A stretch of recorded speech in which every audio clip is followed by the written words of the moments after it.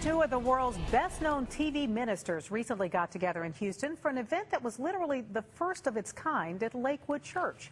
Pastor Joel Osteen asked Bishop T.D. Jakes of Dallas to preach there. So why is that such a big deal, and how did it happen? Well, I talked to both mega ministers about how they got together in this exclusive interview. Somebody take my picture. I'm at Lakewood. A funny thing happened on the way to this service. Bishop T.D. Jakes called Pastor Joel Osteen, hoping to get Lakewood to host a men's conference. A quick tour turned into all day.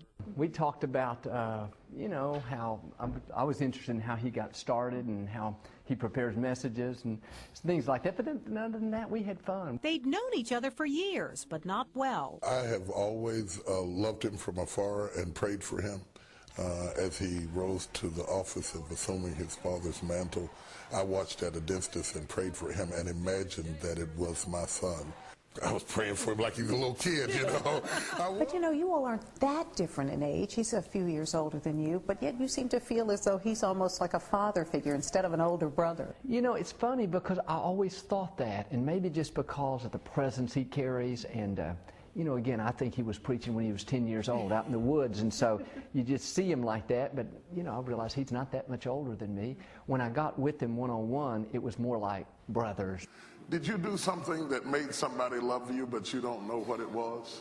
And like brothers, they have a lot in common. Both pastor megachurches, both preach to millions more on TV. And both have made millions outside of the pulpit from best-selling books and even movies. Their new bond led Osteen to invite Jakes to preach. Having a guest minister here in your pulpit, that's a fairly unusual thing for you, isn't it? It really is, because it's usually handled by the Lakewood staff, but we've known Bishop Jakes from afar and just thought it would be a great thing for him to come down and share with our people. If I was selling them chicken dinners like I used to a long time ago, I could make a killing in here. I think that this is a new model because whether people want to admit it or not, there's often a lot of jealousy in ministry amongst clergy. And I think it's a wonderful indication when a ministry like Lakewood and Pastor Osteen can come together with Potter's House and T.D. Jakes without regard of race or theology or anything else and just worship God as his sons. Well, these two titans of televangelism have one more thing in common. They're often criticized for being too wealthy and for preaching the gospel of prosperity. How they respond to that charge and more on their unique relationship coming up tonight on Eyewitness News at 10. Take two of the biggest televangelists in the nation, both of them from Texas, put them together, and what do you get? A religious relationship that is the first of its kind for both Joel Osteen and T.D. Jakes. Eyewitness News anchor Melanie Lawson talked about why and how they're teaming up. It's tonight's closer look.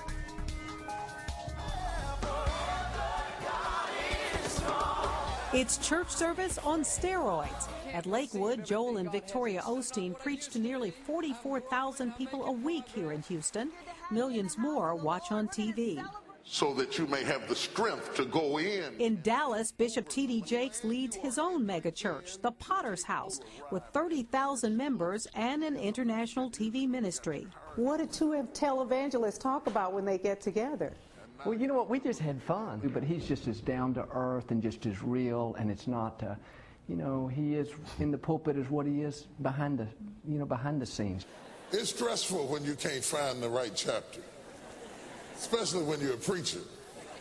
Normal, fun, brilliant. I got to ask you, he said you were fun. Did you find him fun too? Absolutely. Absolutely fun. Absolutely fun. And very authentic and very down to earth and very much what I expected him to be like. They've known each other for years, but it was a chance conversation that brought these preaching powerhouses together. Jakes thought Lakewood would be a good place to host his annual men's conference, so he came to take a look. He loved seeing the auditorium. We spent about an hour here just walking around.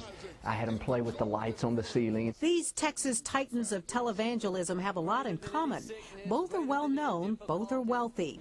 Osteen has written 3 best-selling books. Jakes has written more than 30, along with producing music, plays, and movies. One of the things I asked him about is what you both get criticized for, and that's being, ministers of prosperity. Did you ever talk about that and some of the slings and arrows that are directed at you? We did, and it's funny, some of the things he said stuck with me, and I said, what would you do different, just because he's been doing it longer? He said, I would realize who I should ignore quicker. I said what God has for you is for you.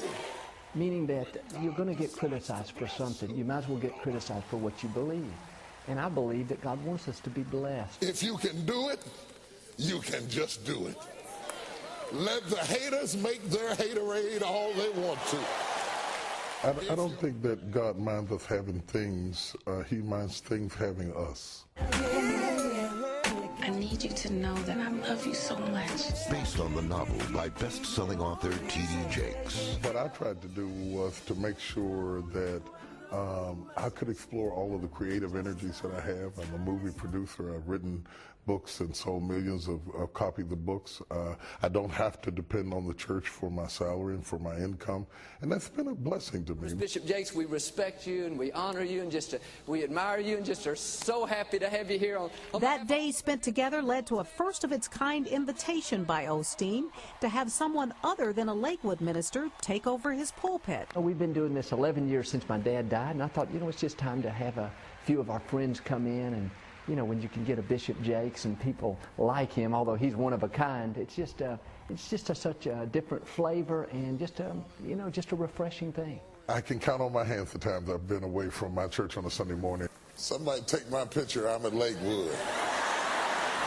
Many ministers this well-known might not want to share a pulpit, but each of these men credits the other with forging a bond. He's very easy to talk to, very easy to be around, very, very gracious, very non-pretentious, and almost comes from a different place from where most preachers come from.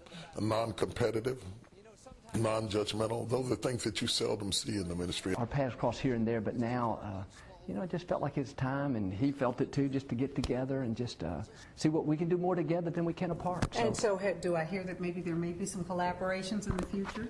We'd love to do something together. They've already set another date. Osteen will speak at Jake's conference later this year. And for the men nicknamed the Smiling Preacher and the Black Billy Graham, there's a new appreciation for someone else who understands. Because we both pastor very large churches, have daunting tasks, are visible, dealing with high-stress lives and looking to the same God for help. And we really share war stories sometimes of things we've learned about life and things that we are learning. That fellowship for anybody is very, very important. Melanie Lawson, 13 Eyewitness News. And Osteen says he is now looking to partner with other ministries as well. So he has established a pastor's network to reach out to more people.